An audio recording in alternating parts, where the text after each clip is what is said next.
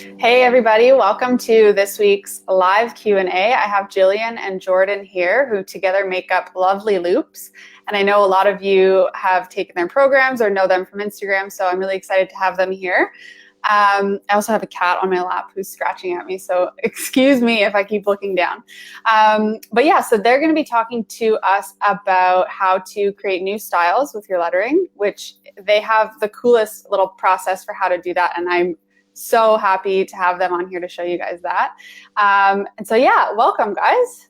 Thank you for having us. Thank you so much. My pleasure. So lots of people commenting already and saying hello, yeah, with like explodey emojis. Very excited to have you here. And I know that there are a lot of people who have joined this group just to see you guys. So maybe I'll take a second and say who I am for people who don't know me.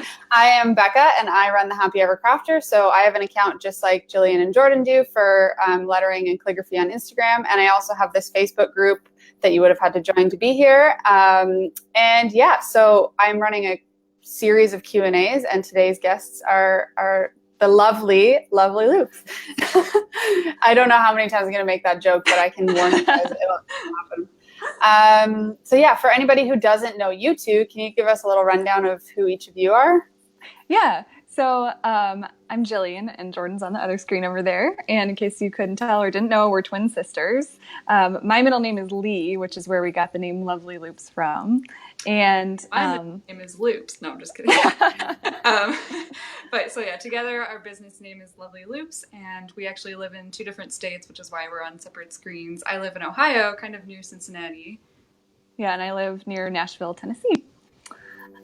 So in case you don't know anything about us, we actually took our first calligraphy class when we were 11 years old together, which is pretty crazy to think about because we never really expected that we would be doing this now full time. And we always did lettering like throughout school on our homework and stuff, but we went to college to study different things. I studied marketing and Jordan studied engineering. So it's pretty crazy that we ended up where we are today, but we love it. Yeah. That's awesome. Awesome. So that's crazy that you started calligraphy that long ago, because most people I know who are in this world now have only been doing it for a couple of years, like since it got more popular with modern calligraphy and stuff. Yeah, that actually kind of helped us get back into it. So we had always been doing it when we were in school and everything, and then Jillian actually got engaged and she wanted to kind of get back into learning more formally how to do it. So she took a calligraphy class about 3 or 4 years ago now, and then she kind of started teaching me, and then we discovered the world of lettering on Instagram, lettering challenges, all that kind of stuff. And so living apart, that was one thing that kind of kept us together, and we would FaceTime each other and teach each other things that we learned and just like try new things. And so it was a lot of fun. That's kind of how we learned, was by teaching each other, and I think that also really helped us develop our teaching abilities.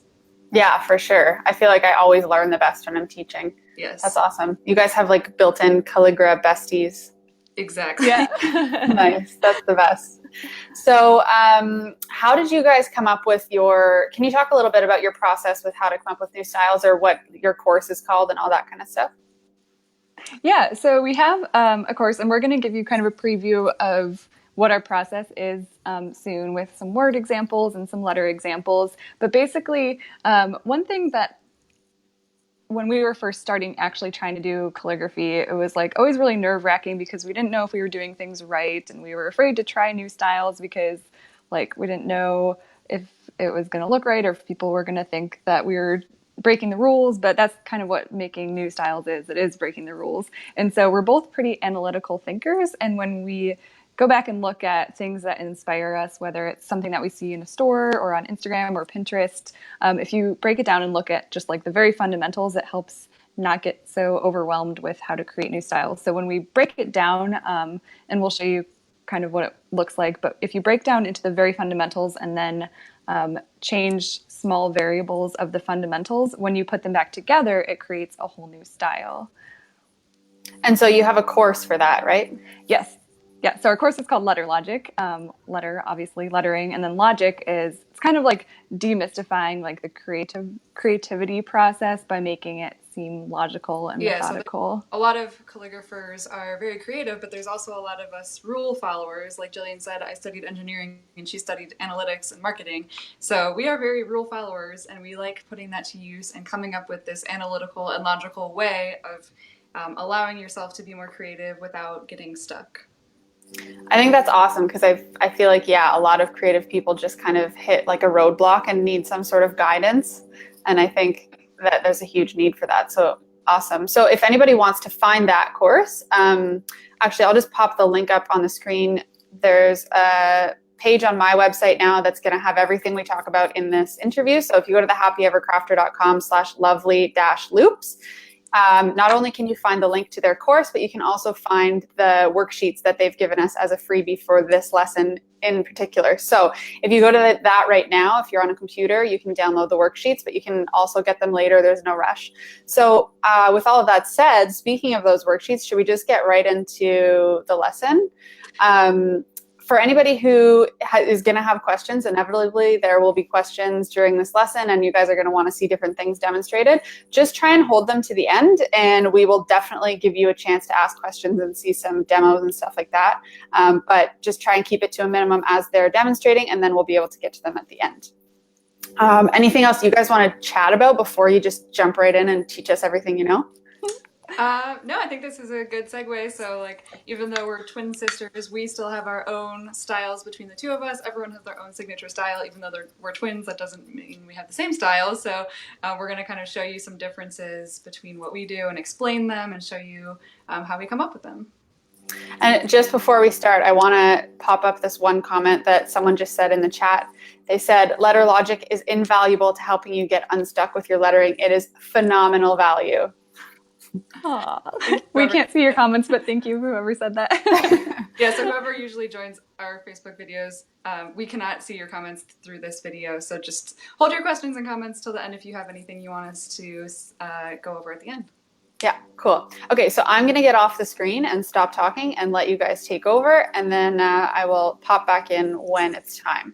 All right. So let me get myself off here. Let us turn our cameras around.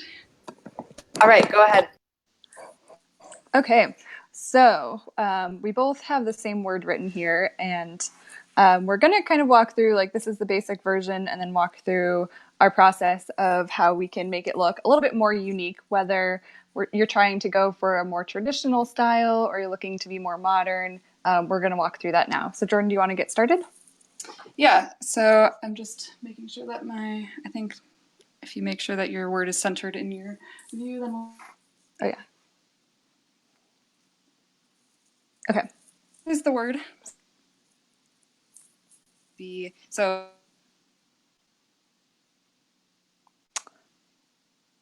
pen, that's my signature color.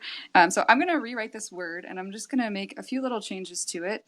And actually, Jillian, if you want to be writing your version at the same time and then at the end afterwards, we can talk about the differences. So just keep in mind that the top, also the pens that we're using, in case anyone is wondering, these are Zig brushables. These are some of our favorite large tip brush pens. They're awesome. They come with 2 tips that are both brush tips. Okay, so as we're going here, you can watch either of us or both of us and kind of look at what we're doing and look at what we're changing about the words to make them slightly different than the basic version up above. Okay, so up here we just have basic version. Now we have 2 completely different versions. Mine looks different than the basic version and Jillian's does, and they also look very different from each other. So if you kind of think of what words you would use to describe these words, I would say mine looks more traditional compared to Jillian's, which looks more modern and maybe playful. And just pointing out some characteristics that are different. So if we just look at each letter, the S's are different. This one has a little dot right here. The K's are different, has a little dot instead of this loop, and then the Y is finishing with a dot at the bottom. So that's something that's constant across all these letters that I just changed, and it gives it a whole new look. Now, Jillian, do you want to explain what you changed in yours? Yeah, so for mine, I changed, so basically what we're doing is we're just changing elements of each letter. So for the S, instead of creating this more traditional basic S right here, I'm just using kind of like how you would normally write an S maybe in print and adding the shading on the spine of the S. You can see for the K, I've elongated this loop out to the right this way and added a lead-in stroke coming in from the top here. Instead of using a loop right here, it's just a straight line. This is a subtle difference, but instead of starting this Y with a compound curve, if you know your basic strokes, I'm starting with an underturn. And then I'm finishing off this Y descending stem loop mimicking this loop up here. Okay, so if that felt really overwhelming to you, it's because we just threw a lot at you. Even with just a really short word like this, only 3 letters, we changed a whole lot of different things in each letter to create a completely new style. So now we're going to take... Oh, go ahead, Jordan. Oh, I was just going to say, are you ready for round 2, doing one more example of changing these letters again? We'll write another version of the word each, and then we'll do a brief explanation, and then I promise it will become less overwhelming. Okay, so we're just both going to write our words again. And the reason we chose this word sky is because we noticed that lots of you have trouble with the letters S and K, or you just wanted to learn different ways how to write them. So, okay, so I just finished mine, and Jillian, I think, can you shift your paper up a little maybe? Oh, yeah. Okay, so for mine, I completely got rid of the loop that's on the K. So normally on the K, we would have an ascending stem loop here. I just made mine a straight stick. I kind of kept a similar second half of the K, except that I added this loop over here. For the S, it's completely different. Although if you look at it compared to our first S, we have the same entrance stroke. It's just that we're looping this, instead of stopping this part here and exiting, it's looping back through. And then the Y, I'm stopping it early, so I'm not even creating a loop here. So that was kind of mimicking this part of the K, where this K is just a straight stem. This Y is also pretty straight, doesn't have a loop, a closed loop in it. So if you compared Jillian's to what I wrote here, hers looks pretty simple, and mine looks a little more, I guess you could call it complex or flourished. So what I did, instead of making just a simple stem, I made this big loop at the top and then mimicked it on the bottom of the Y. Another difference with the S, so if you look at this S, it ended with a dot right here and an exit stroke, but in this one, I looped through. The only difference between mine and Jillian's was that Jillian's came out to the left over the entrance stroke. Okay, so those are some examples of changing the individual letters and the components of the letters to give a different look, and that's kind of looking at it element by element. Now we're going to show you just a quick way that you can multiply your styles even further. So our next example, we'll go back to the basic version. So we're going to use the same way that we wrote the letters in this basic version, but now we're going to change the proportions. Okay, so we'll write it out, and then as we're writing, try to understand what we're changing here.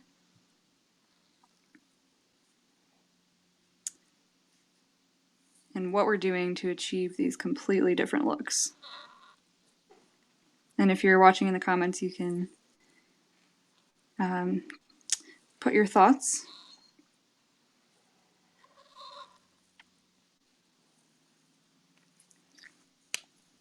All right.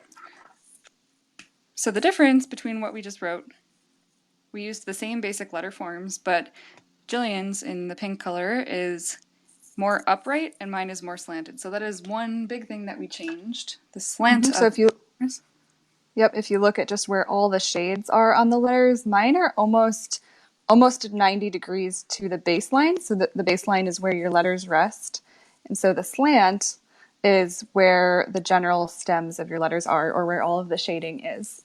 So if you look at mine compared to Jordan's looks like they're italic or they're leaning over, and it's a huge difference. Another thing is that if you look at the proportions, so this distance right here, basically the height of your S, or the letter X, is called the X height. So that's the distance from the baseline to the top of these 1 unit tall letters. So if you look at mine, my K and my Y are just twice as tall, whereas if you look at Jordan's, hers are much taller. Hers are more than twice as tall. Almost 3 times as tall. And that also makes them look a lot narrower because I'm kind of stretching out the loop, so that gives it a very narrow look.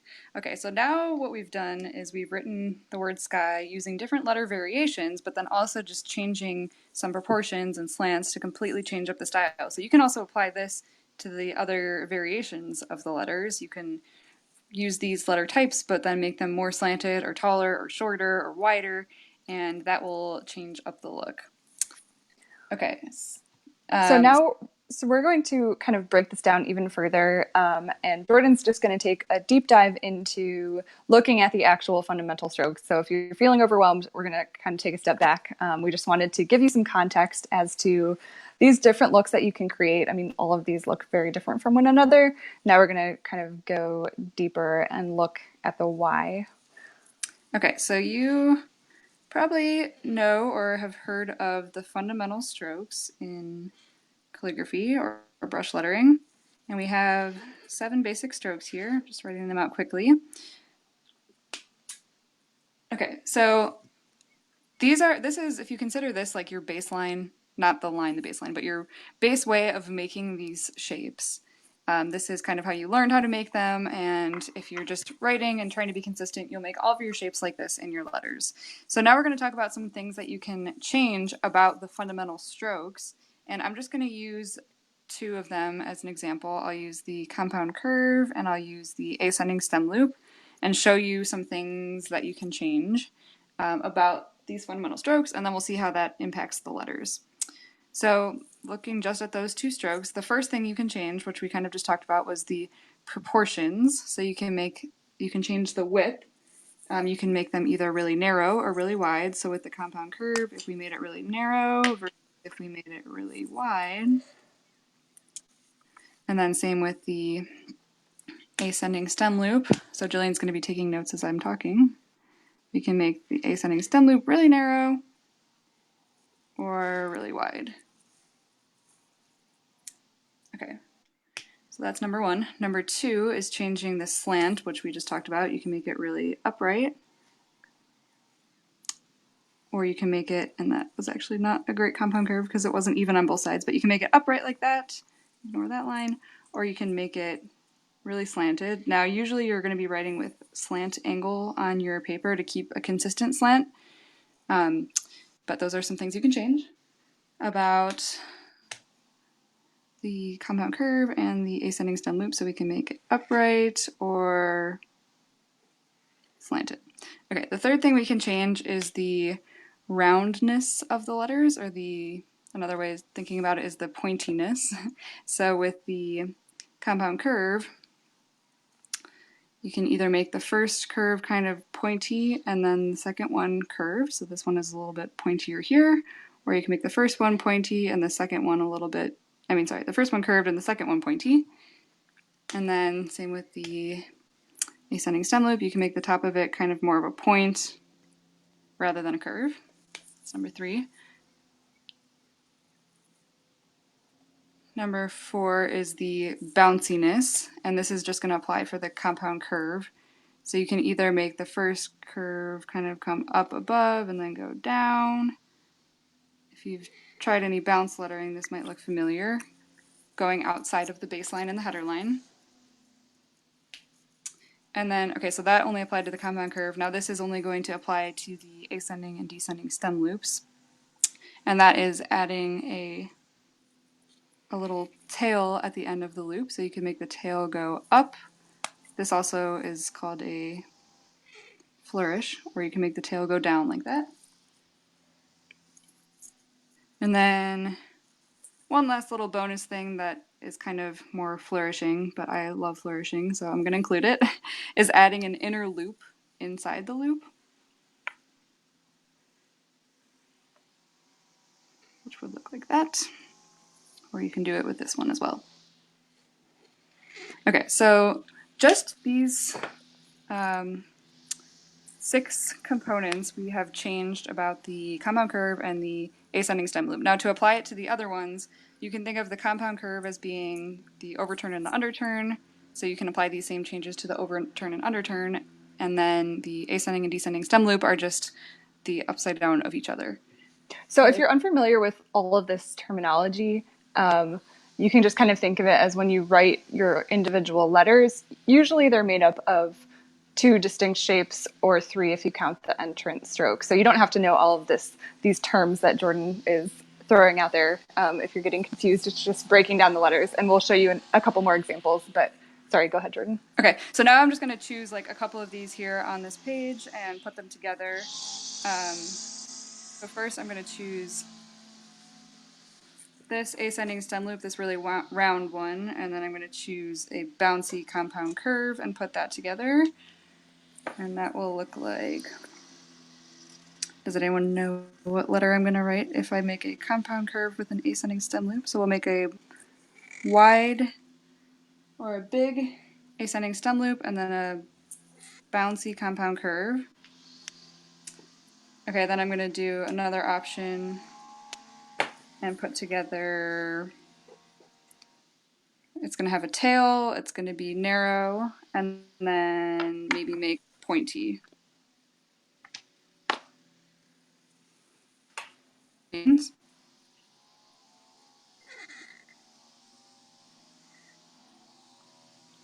All right, so now we have two of the letter H, and we can see that they look completely different from each other, just based on the things that we changed about the fundamental strokes that make up the letters. Okay, so Jillian, do you want to talk about how we're going to be able to keep all of these things straight? Yes, and I also apologize if you can hear the yard work that's going on outside of my window. I was just going to say, I could hear something, but I didn't know what it was. Sorry about that. Okay, so here I just have, while Jordan was kind of going through all of those different shapes, I have, this is on an iPad, so I just kind of kept track of all of the options of the ascending stem loops and then the compound curves, which make up the lowercase h. So rather than just kind of remembering all of them off the top of your head, it kind of helps us if we organize things in a logical way or an easier to remember way. So one thing that you can do is create a letter grid. So I'm going to do a little magic trick for you here. So if you see all of these are the different options for the compound curve, you can see like the regular one, the bouncy one, and then these are the different ascending stem loops. So if I just reveal this extra layer I have on Procreate, you can see we've created an entire grid of different options for the lowercase h. So these are all different styles, and it's combining all of the individual components that Jordan kind of went through individually, which is a little bit confusing on its own. But when you look at it like this, then it's a bunch of different H's. Okay, so this is actually a sneak peek of the letter logic course that we had mentioned. We have some recommendations on when to use some of these letters, and some of them are pretty specific. Like, just for example, this letter H would probably be best to be used at the beginning of a word, just because it starts off with this lead-in stroke here, so it would be hard to have a letter before it. But for the most part, if you're thinking about trying to create a bunch of different letter variations to use in your arsenal or your repertoire of letters, rather than trying to think of them as the letters as a whole, if you do the process that Jordan walked through and just break it down and look at the individual components, then when you put them together, you have like an exponential grid of letters that you can use. So we're going to go actually through another example of a word now that we have this foundation. What? Before we go on to our word example, so one thing we love doing is what we like to call magic tricks in our group. So do you want to just show them one other thing we can do that relates H to a letter? I sure do. So I'm just going to rotate this around, and now you have 16 different ways to write the letter Y. Pretty easy, right? So if I turned my paper around, these would all become descending stem loops. So this is what we mean by we like to make things connected to each other so it doesn't seem like just a bunch of random information. And there's a difference between, I think there's like a graphic that shows the difference between knowledge and wisdom. And knowledge is just like all of these random pieces, and then wisdom is putting them all together and making them connected and understanding. I think that was the right terminology. So with all that, we're going to move on to our last example, word. And we thought a perfect word to use in this group would be the word happy. But it's also great because happy can be used for, obviously, like if you're making a happy birthday card or something. So we're going to go through, now that so I guess let us know in the comments, how are you feeling about this so far? Is this feeling like it's making sense? Is it feeling like once you kind of get a handle of how to change the basics, and we're not expecting that in this quick hour interview that you'll all of a sudden know like all the different ways to write all the letters, but hopefully this is getting you thinking about how you can just vary some of the basic components in order to get some more styles. Okay. And hopefully this is also kind of reiterating what you've heard from us. If you have heard from Becca definitely re-emphasizes this all the time, that it's important to learn the basics first. That's why she teaches the show me your drills. Before you even learn the letters, you have to learn the components of the letters. And so hopefully this makes you realize how important that truly is, because now when you go on to do more complex and more advanced techniques like changing up your style, you really, really need to have a solid foundation of the basics first. Okay, so we're gonna use this word happy, and I guess I can kind of pull out this grid. So this is the actual process that I use now that we have this whole workbook that we created of letter variations. And this isn't to say that all of the variations that we've created are the only ways you can do it. This is just like a starting point. But if I was kind of stuck and trying to think of, okay, I want to write the word happy. I don't want it to look too basic. I wanted to add maybe a little bit of style, maybe make it look unique. Here's what I would do. I would go to my, whether you have this in your mind of your different ways of writing the letter H, or you can create your own version of this too. I would look at this grid and say, okay, I want to do, so H is at the beginning of the word. So these would work well for the beginning of the word because we're starting with this lead and stroke. And then what do I want the overall style of my word to look like? If I want it to look maybe a little bit bouncy, then I might use this compound curve that goes below the baseline. So I would kind of go through that process for all the letters. I'm not going to do all that right now because it would take a long time, but Jordan and I are going to both write the word happy in two different styles. Jordan, do you want to talk through your process? Yeah, so personally, my style tends to be more elegant and formal, and I love flourishing. So that's what I tend to do, is I look for opportunities where I can vary. A good place to flourish is the ascending and descending stem loops, like I kind of showed you with. I'm just going to use one of these fancier options for both my ascending and descending stem loop, and that's also something that I look for is symmetry. So I'm just going to start writing my H, and I'm going to use one of these flourished ascending stem loops here, and then going along with my more elegant formal looking style, I'm going to keep my letters very consistent. I'm going to keep them a little bit narrower. I'm not going to do any bouncing or anything. I'm pretty much going to keep my basic letter forms, making sure I'm being very precise, keeping everything the same width. Okay, now when I get to the P's, something I can do to make my P's look a little more elegant is by, instead of just having this straight line that is squared off at the top and the bottom, I can add a little curve to it, start thin, end thin. And then like we did for the letter sky, one thing I really like to do is add these dots like we did on the S, the K, and the Y. So I'm going to do that for the P. Add a little dot right there. For my next P, and I've written the word happy a lot of times, so this is just something that I always do, and I want to give you guys this version because I think it's a lot of fun, is to make the second P kind of wrap around the first P like this.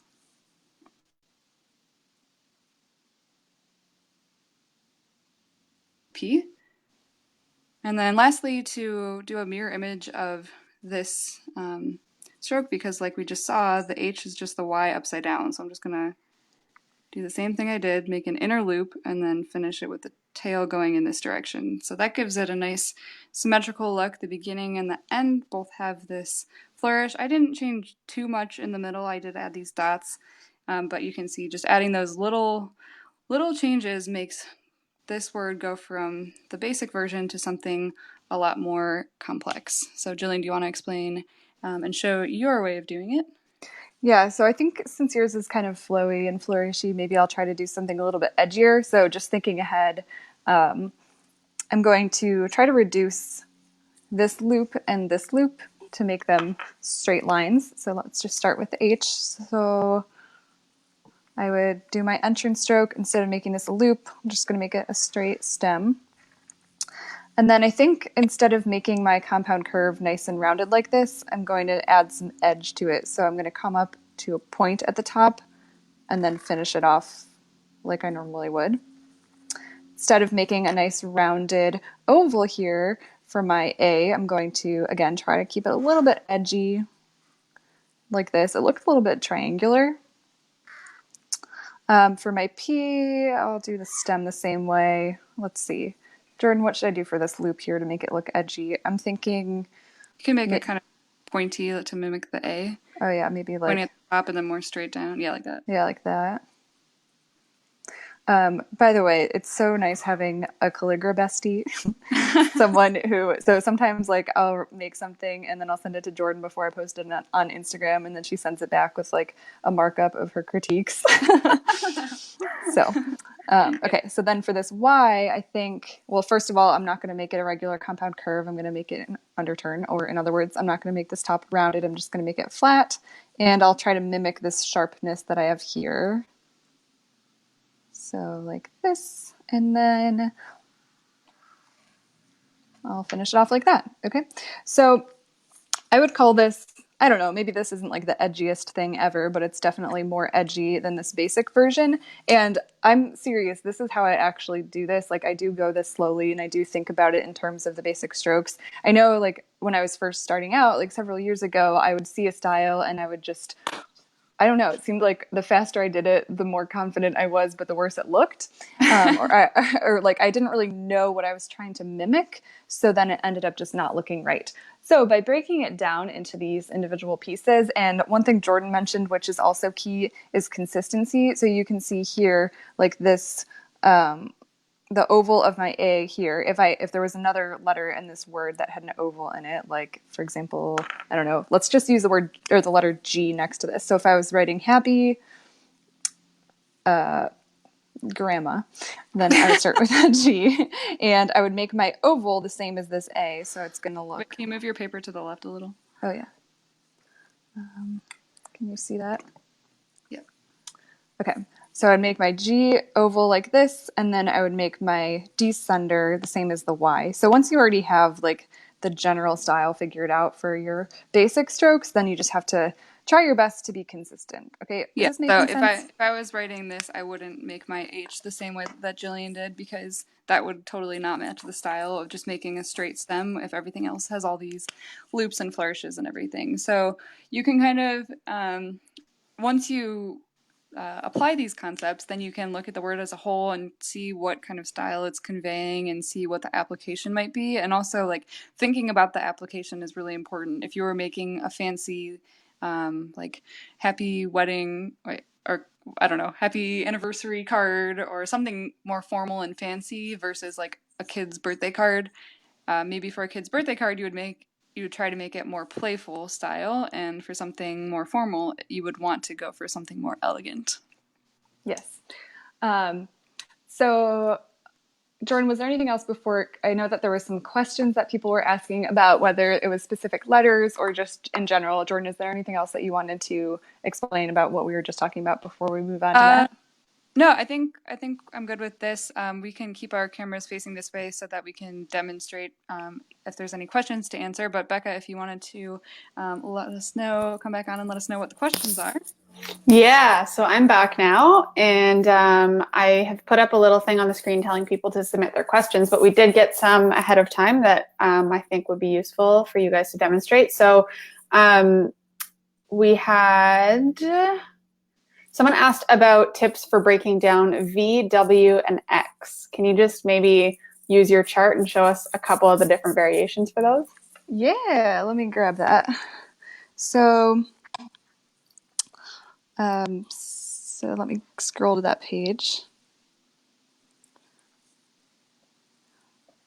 So here, looking at right now. Sorry, I was just explaining what you were looking at is the PDF that goes along with letter logic that has an entire page for each letter. Okay, can you see the screen okay? So this is the page that I have for V. And basically, so that's a really good question actually, because if you do the V in the classical way, that is a compound curve plus a mini underturn is what we call it, or sometimes it's called a comma dot. It has different names. You can start to vary the different pieces of that. So the way that I've specifically varied the V is, yeah, Jordan, it would help if you drew them next to it. So Jordan's drawing the basic way of doing it, but you can vary the things that we talked about. So the roundness or sharpness of it. So you could make, for example, the bottom could be pointier, or the top could be pointier. And then you can also vary this exit piece, the mini underturn. You can either make it shaded in like this, or you can have an open loop here. You can also just exit off, kind of coming back towards itself like this. So hopefully this gives you some ideas. Then for the W, here I can show you the W page. Oh, yeah, W.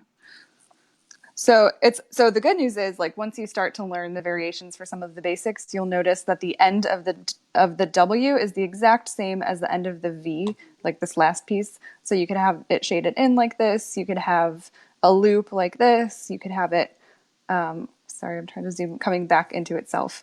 So hopefully that gives you some ideas. There's entrance stroke, which we haven't really talked about the entrance stroke that much, but if this is something that's at the beginning of the word, you can see how the entrance stroke, you can kind of like change the direction of it and have it come in from this angle if this was at the beginning of a word.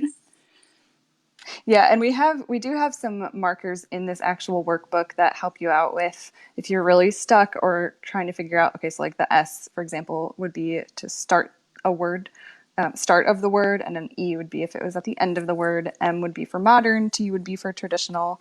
So that's another way to kind of get you thinking about the overall style. So if you were to choose a variation that had a T on it for one letter, then in the rest of the word, you would probably want to try to keep the rest of the word traditional. But again, I do want to emphasize that these, and in the freebie that you guys can get, we do have a blank grid for you to create your own. So it would be a matter of filling in the rows and the columns and putting them together just let yourself be creative and come up with new variations. Sorry, Jordan, sounds like you wanted to say something. Oh, I was going to say that someone asked about X, I think. So what we're talking about here is varying the components of the letter, but then there's also different ways, like extra bonus variations for some of them. I don't know if we had that one on this X. Oh, yeah, we do. Okay. So if you go back to the grid, the different ways of changing up the X would be like making a straight line versus a wavy line, changing where the shade is. So you could either have the shade on this part of it and then cross with a thin line, or make this part thin and cross with a thick line, make that line wavy or not. But then there's also on some of these pages bonus variations. So like the more traditional way of writing the letter X is actually like this. It's like an upside down C and then a right side up C.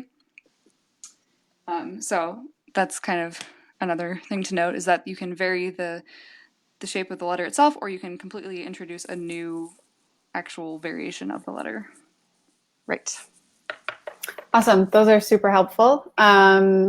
We also had a question from Christy. I don't know if you probably want to demonstrate this one, but she asked what letters are the easiest to switch up and add variations to and which are not. So maybe kind of if you're talking to someone who's like very beginner with starting to stylize their work, which letters would you recommend they start with and which letters would you recommend they stay away from? Yeah. So for letters that are easy to start with, typically letters with ascending and descending stem loops are the easiest to change up and make all these types of variations to, because it doesn't really impact, like if you make this part straight and then make the compound curve, or if you make it look like the letter and then you just change something about the loop, then you're not really risking making it illegible. And that is probably the number one rule. I think someone asked like any basic overall tips. Legibility is really the most important thing. You don't want to change up so much that you can't even read what the word is or tell what the letter is. So the descending and ascending stem loops is a great place to start. Something that would not be great to change up is a letter that only has like one component, like the letter I is basically just an I, just an underturn, if you're familiar with that term. Whereas some of these other letters we've been going through have more components to them. So the really simple letters are harder to change up just because there's less opportunity to change them. Also, something else that I just wanted to note, or Jillian, did you have anything else on this topic about what letters are easiest to start with? And yeah, I think that was a great explanation. Whatever letter, you don't want to lose the integrity of what the actual letter is. So great job. Something else I wanted to say just in general was that some of these things we're doing here could be considered flourishing or bouncing, and those are definitely components of style. This letter logic isn't meant to teach you exactly like here's how to flourish and here's how to bounce, but some of the variations do introduce those techniques. But those are two completely separate topics that take a lot of learning on their own. Just wanted to throw that in there.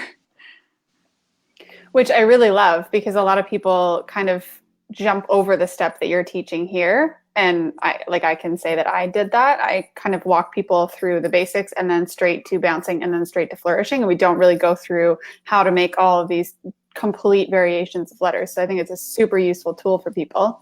We got another question about capital letters. So is your letter logic just for lowercase letters?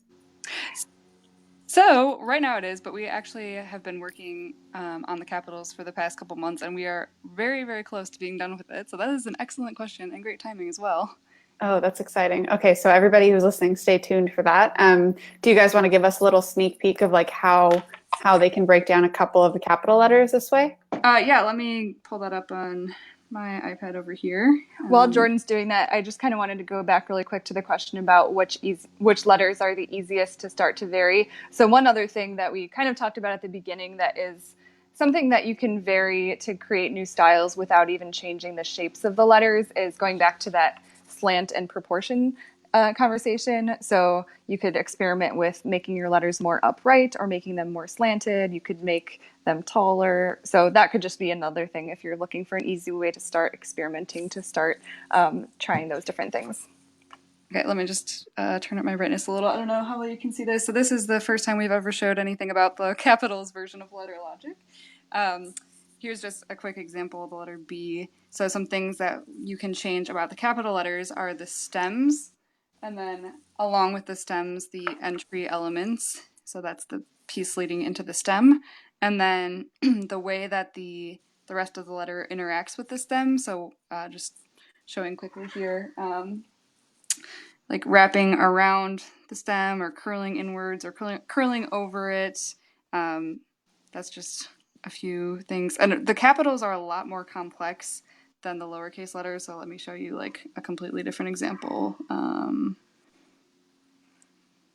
And even though the capitals don't necessarily have the same basic strokes as the lowercase, there are some commonalities that you can start to look at. For example, the B and the R, you could start them the same way, or you could also change up this part of the B and make it come in this way, and then you might do the same thing for the R, like this. You wouldn't have this stroke here if you did that. And the other tricky thing about capitals is because there are so many different ways to make them, and there's like so many different styles of them, it was kind of harder for us to put this grid together and combine like the modern or more basic styles and then get down to these more complex ones all in a single grid. And some of them we actually split it up. It's a good example. Like some of them to split up are straight stems, the letter I. These are curved stems. I'll just show the letter maybe to ask about S. Again, looking at the main of the letter and then the extra part. So I don't know if it's just me, but it sounds like Jordan might be breaking up a little bit. But I think the key thing here is that there's like so many different ways to write the capitals, and oftentimes calligraphers will create their own signature style of capitals. So even if when we come out with the letter logic capitals, if you end up not getting it, that's totally fine. It's just we want you to be able to, or we want you to be encouraged to experiment with different styles of capitals, because like Jordan said, there are so many different ways that you can create them. And since capitals aren't as common in words as lowercase, obviously, you're not stringing together a bunch of capital letters like you do for lowercase. There's just a lot of room to be creative. So we would love to see what you guys come up with for capitals. Well, I think you guys are going to have to hurry up and get that chart ready, or that whole Magiskewels set ready, because now people have a sneak peek and want it. Yeah. With the video, but it sounds kind of like I might have a bad connection. Yeah, So I'm not sure if you can still hear me or if the problem is on the other end. Jordan, can you hear us? I think the problem must be on her end. But yes, Okay. we are working very hard to try to get this capitals finished for you guys, because we know that you're going to love it. So, okay, so I think we're safe to put you guys, your faces back on. We can just chat and wrap up a little bit. Hopefully, Wait, Jordan, okay, you can hear us by now. I don't know if you can hear me. Can you hear me? I can hear you now, yeah. Yes. Look, you're back. We're going back to our faces. Oh, okay. I can't see Becca, so I'm not sure what's going on. Okay, cool. So that was awesome. I think that's going to be super, super helpful for people. And one of the other main questions we got was where people can get these worksheets.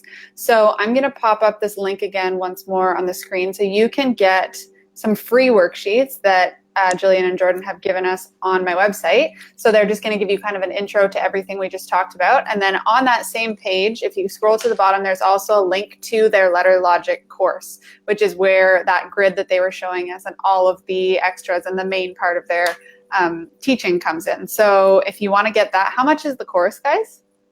It's $39 US dollars. So you might have to convert that. Which is a steal, I think, for how many letters they're getting out of that. That is so crazy. So yeah, if anybody wants to get that, you can get it all at this link that's up on the screen right now. So thehappyevercrafter.com/lovely-loops. And there will be a whole recap of this later on. But for now, that's where you can get the links. And what else is like new and up and coming in your world? You're just working on those Magiskewel ones, or is there anything else exciting you want to chat about, or? Yeah, we have, it seems like we always have so much going on. We just started a wine themed lettering challenge in our Facebook group, which is a lot of fun, just lettering different types of wine each day. We have a couple online courses coming up that we're working on for copperplate, like with pointed pen. And then we have a secret special project that we're not allowed to talk about yet, but if you follow us, then you'll learn about it probably in the next couple months. That's awesome. So yeah, I'm going to put your Instagram handle up on the screen here for anybody who's not following you already, which I would be surprised about. And then the last thing I wanted to say was just how much you guys made me want a twin sister, or like just at least somebody who can help me. Just so with you know, what I I'm still doing. can't hear Becca. Oh, that's okay. But like, I just wish that I could be like drawing something and then someone else writing notes on it at the same time. It was just like the best. I know, it's a lot of fun. Sometimes it's like, it's nice to have someone too who, like, you know, they're not being critical, they're just trying to be helpful. But yeah, it's so much fun. Yeah. So, well, thanks again, guys, for being here. And I look forward to seeing what comes out next from you guys. And is there anything else you wanted to say or finish off with, or is that it? I don't think so. Thank you again for having us. I'll just speak for Jordan and say thank you. Thank you. I don't know if you can hear me, but thank you so much, Becca. I can hear you. You just can't hear me. So yeah, I guess that's it. And I will talk to you guys later. All right. Thanks. Bye. Bye.